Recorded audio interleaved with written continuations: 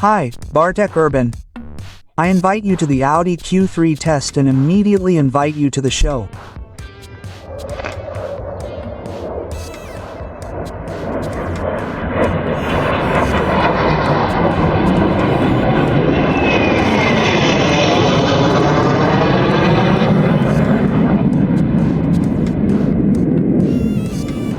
Yes, these were Mirage fighter jets specially rented for this test, and this is the new, third-generation Audi Q3. The Audi Q3 debuted in 2011, the second generation appeared in 2018, and this year, meaning 2025, we have the new, third generation. As you can see, the differences compared to its predecessor are truly significant, and there's no question of a complete refresh. Almost everything is new here, especially visually. The new Q3 follows Audi's new styling. It has slightly more rounded shapes, an even larger grille, narrower taillights, and an luminous badge at the rear. Fortunately, it's an option. Yes, that's right. Not only does it have a great strip across its entire width, but it also has an luminous badge. Who likes what? And I'll tell you right away, you can't turn it off. I mean, you can probably unplug a connector, but you can't turn it off from the car. But as I said, it's an option, meaning it doesn't have the same features as the basic LED headlights. The Q3 has three types of headlights: regular LEDs, LED+,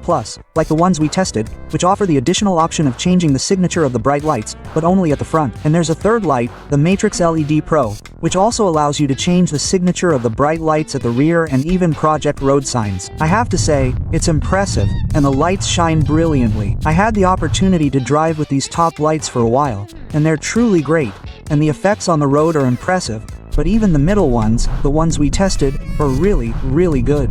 Incidentally, even the more expensive and larger Audi Q5 doesn't have these top lights, meaning those that project road signs. Besides, the new Q3 is quite similar from the front to the new Q5. I'm just not sure what to make of the new Q3's proportions. I feel like they've become more egg-shaped now, making the 19-inch rim seem too small, while the base is 17 inches, and that's what makes it look so good. The previous generation also had a 17-inch base, but I think it looked a bit better because of the slightly different body shape. But maybe it's a matter of taste. The rear is also a matter of taste, where I'm not entirely fond of the lower lampshades. They're similar in the new Audi A6, and I have mixed feelings about them too. Something I also noticed and respect is the sensor for, among other things, the adaptive cruise control, which is hidden behind the Audi badge at the front, rather than being a separate plate attached to the bumper. I like that. It's also worth mentioning that the new Audi Q3 is still available in two body styles. There's an SUV version, the one I'm testing now, and a Sportback version. The difference, of course, is the truncated roof in the Sportback, which means slightly less headroom in the rear and a slightly smaller trunk. I sat in the back of the Sportback and my head actually hits the roof, while in this Q3 we tested, there's not nearly as much. But before I show you how much space there is in this Q3, it's time for a sponsor of today's episode. Are you thinking about buying a used car? Remember, appearances can be deceiving, and that perfect-looking Audi, for example, might be hiding an unwanted past. Before you buy, check the car's full history on Car Vertical. You'll find everything there. Accidents, odometer rollbacks, thefts, even flooding. Just enter your VIN number and learn the whole truth in seconds. If you're checking several cars, it's worth choosing a package of 3 reports. That's the cheapest option. Also, use the promo code AUTOWIZJA to get a 30% discount.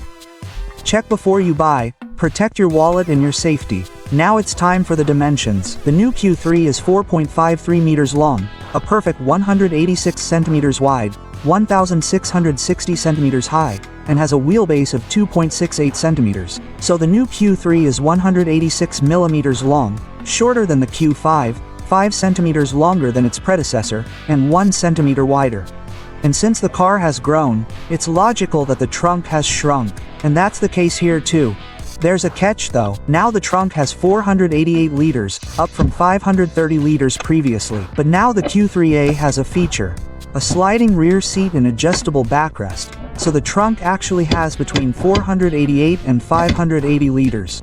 So, for this class, that's quite good. The rear seat slides 15 centimeters, and when you slide it all the way forward, there's practically no legroom for passengers, so it's worth keeping that in mind. And the trunk itself, as you can see, has a second floor that can be lowered or removed, revealing, for example, an audio subwoofer. And the subwoofer can be unplugged and unscrewed. And apparently, the audio will still work. A little worse, but it will work. Interestingly, I haven't had the best audio yet, just the basics. The base always has two hooks, a cigarette lighter socket, and small side compartments. The backrest folds down, of course, giving you an almost perfectly flat surface. Then we hop in the back, and I've already mentioned this, but I don't fit in the Sportback. And in this version, as you can see, I still have a good 3 or 4 fingers to lift my head, and I'm 186 centimeters tall. Even with the backrest almost vertical, I don't touch the roof very well. There's also a pocket on the left side by the door, an armrest with drink holders, a pass-through to the trunk, ports, and an optional separate air conditioning zone. The materials are also quite decent for the rear.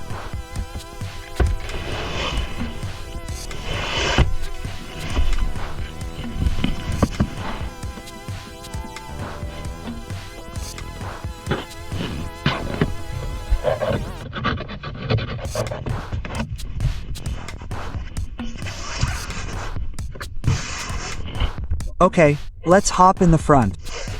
Audi also offers a variety of seats here, as I had the Slime package, which covers both the exterior and interior, and included slightly sportier seats and a different steering wheel. The seats are fully manual, but you can also get electric stools as an option. And I have to say, the seat is quite adjustable, easy to adjust, and I've driven over 1,000 kilometers in the car without feeling tired. It's also nice that the armrest is height adjustable. The only thing missing is the length. Okay, time for the dashboard, because here too it's different.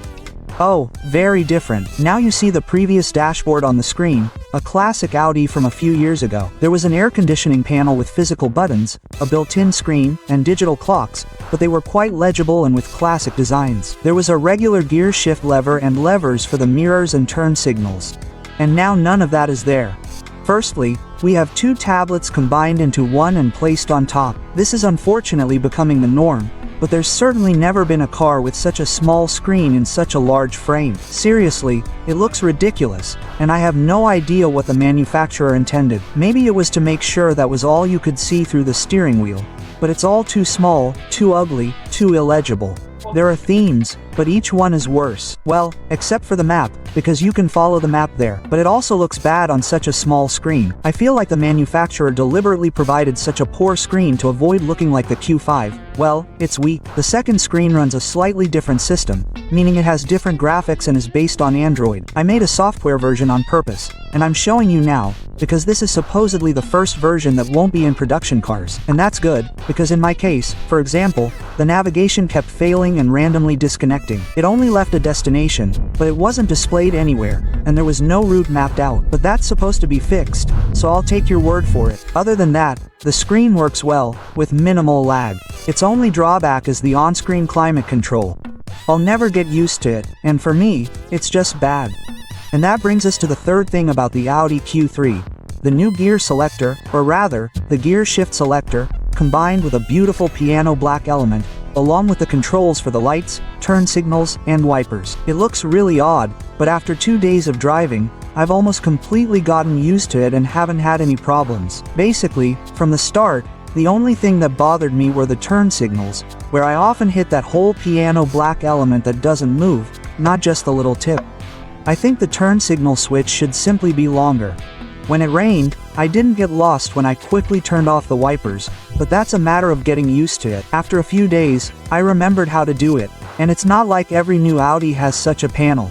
The manufacturer is simply experimenting. I preferred the standard shift paddles, although the gear shift on the steering wheel is very convenient. It's also nice that the mirrors have normal controls, not those on that strange plate like in the Q5. Okay, and what about the materials? Let's check it out.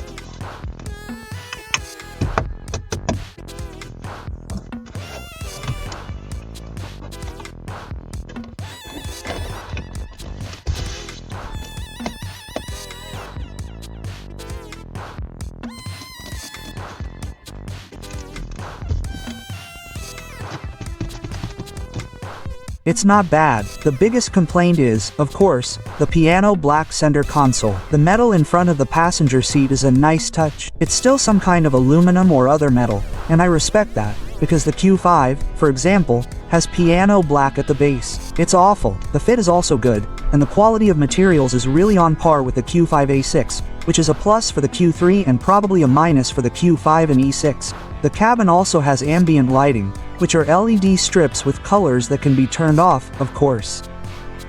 One more thing. The reversing camera is of poor quality. I would expect better quality in a premium car. The Q3, like the Q5, A5, and A6, also has a new steering wheel with touch controls. Damn, the physical ones are better, especially since they're also haptic, meaning they pretend to be physical. And by the way, the new Q3 might have different steering wheels. I have a feeling I had the nicer one. Okay, now for the storage compartments, and then we'll take a look under the hood.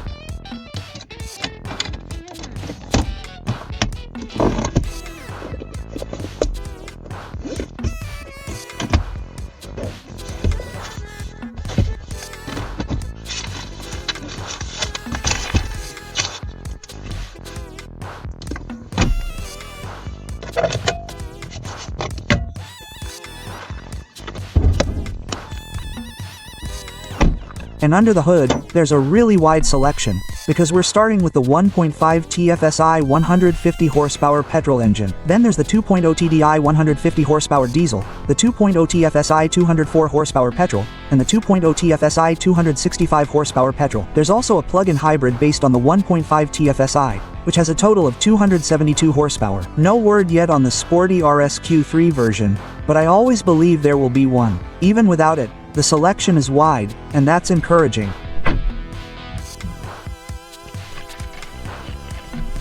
For my test, I chose the most popular option in the previous generation in Poland, the 1.5 TFSI with automatic transmission and front-wheel drive. Well, now there's always an automatic transmission, because the predecessor with the 1.5 TFSI still had a manual, and quattro all-wheel drive is available, but only with the 2.0 TFSI petrol engine. And now the real deal. The 1.5 TFSI doesn't have an engine cover, but apparently you can buy one for 600 Polish zlotys. Ah, the premium feel.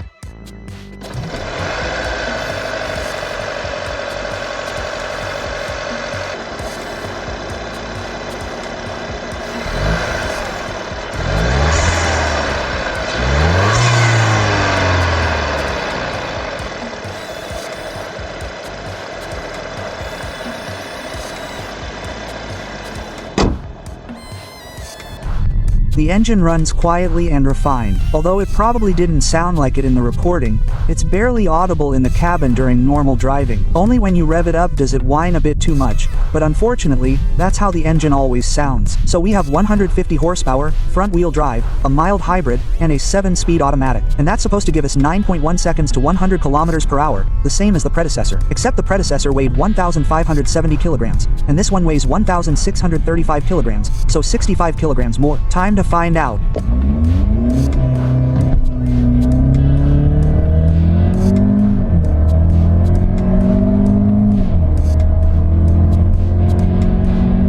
The result is 8.7 seconds, even better than the manufacturer claims, despite clutch slippage, which is unfortunately quite typical of the DQ381 gearbox. There's also a launch mode that revs up to almost 4,000 revolutions per minute. Not bad, but I also took the time without the launch mode and in the lowest setting, and then the time was 9.2 seconds.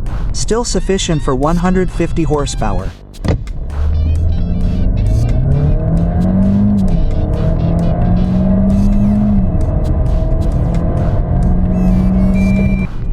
However, there were moments when I felt a bit short of power. I took the car to the Ardennes, on picturesque mountain roads, and sometimes it begged for a little push, and then it was average, and the gearbox has a significant delay.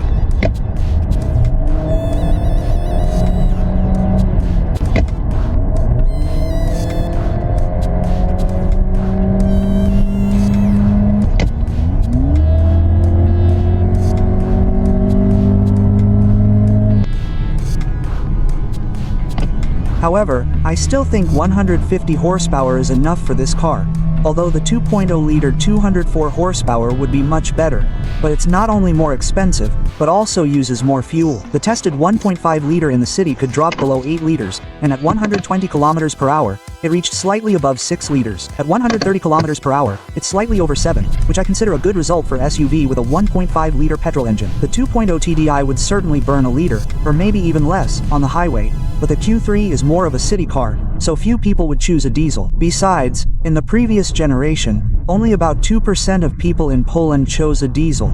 That explains it all. And now the fuel tank is 3 liters smaller. It used to be 58 liters, but now it's 55 liters. What pleasantly surprised me about the Audi Q3 is the sound insulation. And this isn't included in the base model, of course. The option of laminated front windows certainly significantly reduces the noise level in the cabin, something the predecessor didn't have. The steering is very good and precise, and the brakes have excellent feel. And then we come to the suspension. The Q3 has 3 suspensions: standard, sport, and adaptive. The test car had the sport suspension, which, along with the 19-inch wheels, was great in corners, but for everyday use, it's too stiff, a bit too nervous. I wouldn't choose it personally, as it's a bit foolish to take an SUV, stiffen it up, and lower it by 1 centimeter, as that also reduces ground clearance. I also wouldn't go for the adaptive suspension, as I only drove it for a short time and it made noise in the rear, a common problem in the weight class. The basic suspension is the best. I've driven that one too, and I think it's very good. I also had a 19-inch car, so if it had 18-inch wheels, it would probably be even more comfortable, but it was still optimal on the 19-inch wheels. Yes, the car leans a bit more in corners, but the standard Q3, especially with the 1.5, isn't a sports car. It's supposed to be a comfortable city SUV, and that's how it is. So, the suspension is standard, the windows are laminated, and the tests are a self-view, and the price, well, it's expensive. Especially considering the price of the previous Audi Q3, which is still listed in the configurator,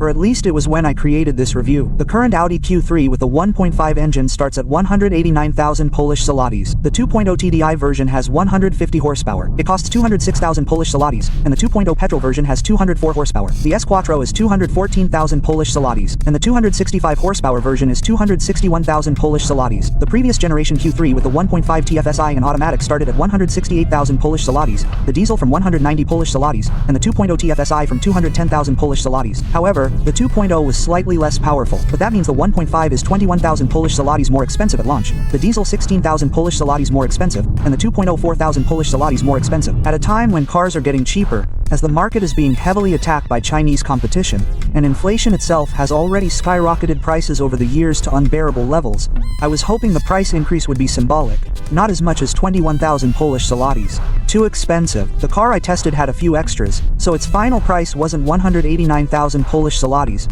but 262,000 Polish zlotys. Welcome to the premium class.